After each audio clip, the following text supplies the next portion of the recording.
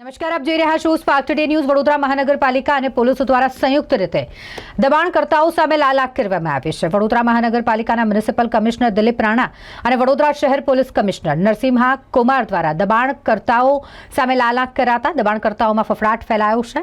આજે પણ દબાણ હટાવવાની કામગીરી હાથ ધરવામાં આવી અને જ્યાં દબાણ શાખાની ટીમ ગેન્ડીગેટ રોડ પર પહોંચી ગઈ હતી, ગેન્ડીગેટ રોડથી લઈને પ્રતાપનગર સુધીના જેટલા પણ ગેરકાયદેસર દબાણો હતા તે તમામ દૂર કરવામાં આવ્યા છે। આ દરમિયાન દબાણ શાખાની ટીમ સાથે વોર્ડની ટીમ અને વાડી પોલીસનો સ્ટાફ પણ હાજર રહ્યો હતો। તમામની ઉપસ્થિતિમાં આ રસ્તા પર આવેલા તમામ ગેરકાયદેસર દબાણો દૂર કરવામાં આવ્યા।